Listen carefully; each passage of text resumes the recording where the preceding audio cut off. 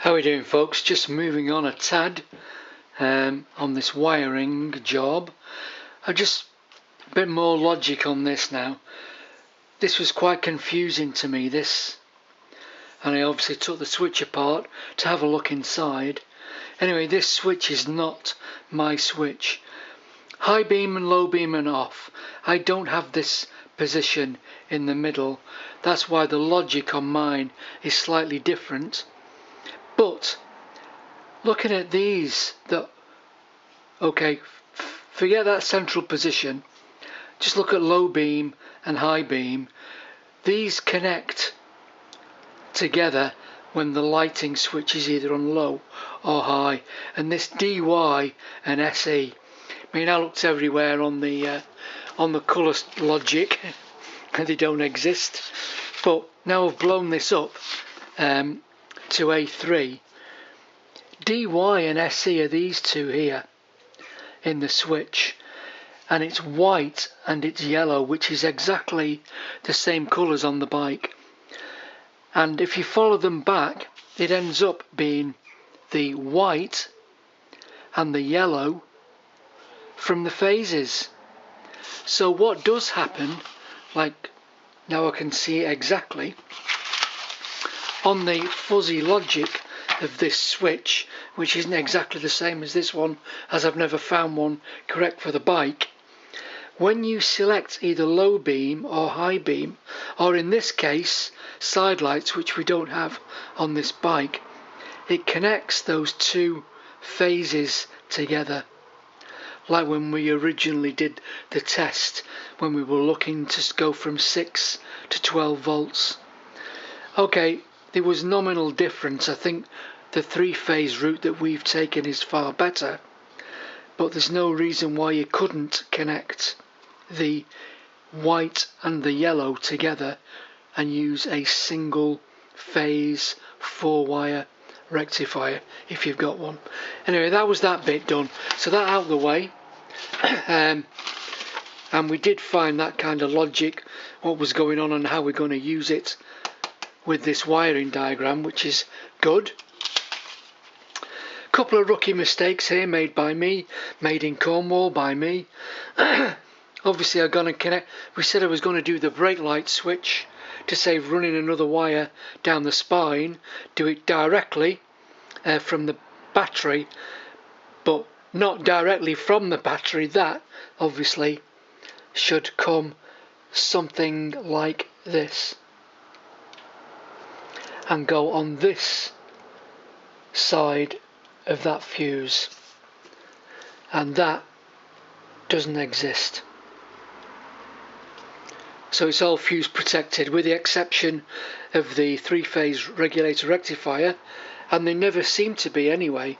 No, I did fit one on the Triumph when I designed that wiring harness, only because we had an incident which was unrelated anyway. It's never going to happen with this one, because it was the chain that chewed through one of the phases, pulled it to ground, which blew the rectifier up. But that on this it's not going to happen, because there's nothing in the way for the wires to get chewed through. And the other rookie mistake was I was trying to work out how the heck you can get an indicator light with this 2-wire flasher unit. But what you can do is you could, anywhere in here, you could put a forward bias diode here, so it would be that way round, and one here that way round, so only positive current can flow from here or from here. It could never track across. Then you can connect these two together, and then you can put your bulb, so like, I don't know, IN4004s or something. And I should have some diodes that'll do it anyway. So they were the rookie mistakes. So I'm just going to switch you off and spin you round, because I've done about 2 hours on it already today, and I'll show you where I'm up to. So back in a second. Let's see how we've done on the bike after a couple of hours work. This is the cable that we used. So it's just standard automotive multi-cord trailer cable, 7-core, and I think it's like, I don't know, 1.25 mil squared for 6 of the cores, but the centre core is like, I don't know, 2 mil squared or something bigger, and that's the one I've used for the main feeds, main power feed. So I've kept the cable original in the fact that it's got the outer case and everything on it up to there, so through into the headlight shell. Let's just spin you. So here we are in and through, and there's our 7 cores, and it turns very nicely with the handlebars around the corner. I still could put some spider hooks on there, I might do, but then at this point here I stripped off the outer insulation and I broke into the cable there, not cutting through, just cutting a ring and soldering a fly lead onto it, shrink wrapping it and covering it, so that when the ignition can be connected into it, and the onward ignition then goes on into the headlight shell, but also ignition on and now feed the coil from here. So now we're on separate cores running back in the normal place as it would, and then the cable breaks off. This one's in a redundant at the moment. This will be red for the right hand indicator, excuse me, and left and yellow for the left hand indicator. I brought some tails through for the earths, one's main battery, one's harness earths, and then I've ran this one through behind it here. This one runs up into that little plug and then feeds the backlight. Then on the battery side there's our regulator rectifier that we fitted when we did the 6 volt to 12 volt upgrade. So the 3 phases come in, and we're still on the standard plug you can see down there, and I've managed to also feed in one of the terminals, number 4, the neutral indicator into the plug, so it all looks standard. Feed out from the battery now via our 15 amp spade fuse into the system, and the direct earth across onto that earth point there. So that, oh, and the brake light switch. So again, everything with a plug, you can just catch it there. So that's the plug for the brake light switch, which incidentally is now connected via the fuse, obviously, and ignition on or off. Got the brake light. Back into the headlight shell. Let's just spin you. And these are now our new connections that I've got to hook up. So that's where we're to at the moment, and obviously I won't get the indicators done. That will be another video because I've not got the bits. Oh yeah, the horn consequently, sorry. So there's our horn, which is a Yamaha. This one's off another project, I've just borrowed it at the moment, but I have ordered another second hand one of these, but they're like a 305 Stay Bright or something. They're normally always rusty, but you just clean and spray the back bit up, but they look quite nicely, very light, and they've got 2 spade terminals on the back, making it very easy to connect. So that's where we're at. So we'll keep going, and hopefully we should get him finished today, and we'll see the end result. Well, it's close now. It actually Oh, that's all I can do today, because I've not got the indicator switch, or the indicators. I've got to order some indicators. So there's our two right and left indicator feeds, spare, and it's dramatically reduced that wiring in the headlight. So really neat and tidy down there, really neat and tidy everywhere, in fact. Yeah, very pleased. So lights and main or high. So tail and brake, and the new horn arrived.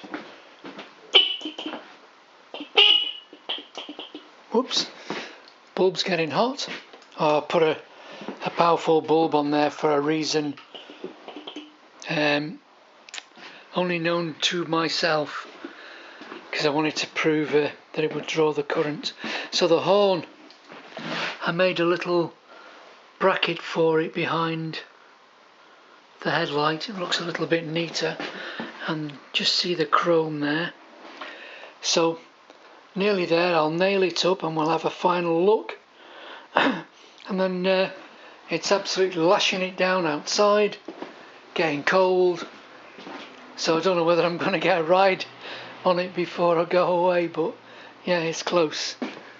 So we'll do a quick summing up at the end after I've nailed it up. So see you in a sec.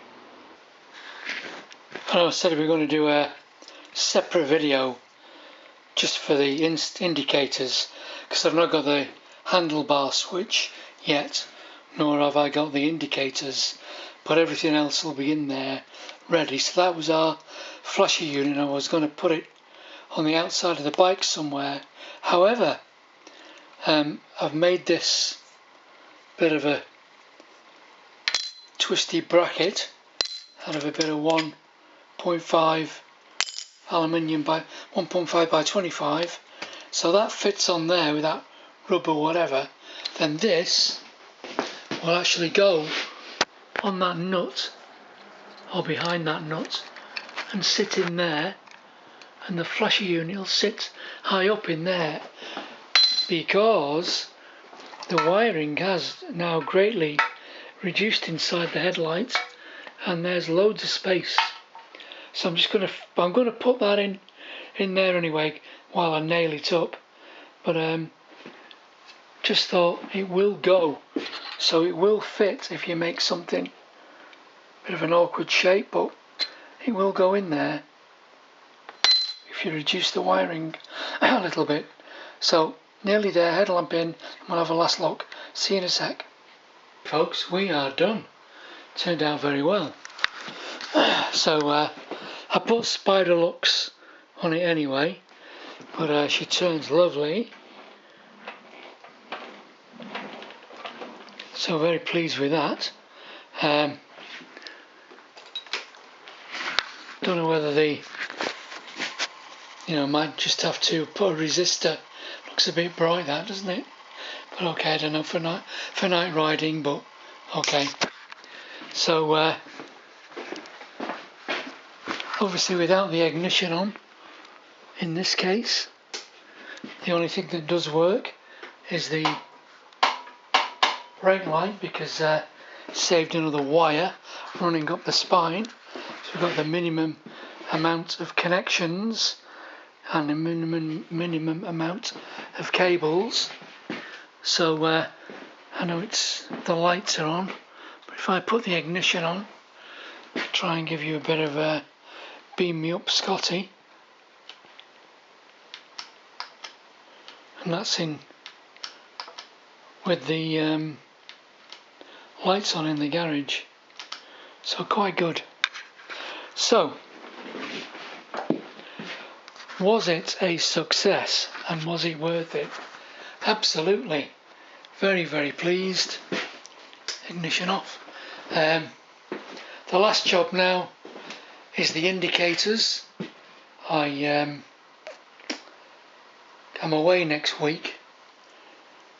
I have ordered the switch, or a second-hand switch, because obviously this one doesn't have the bits and bats on it.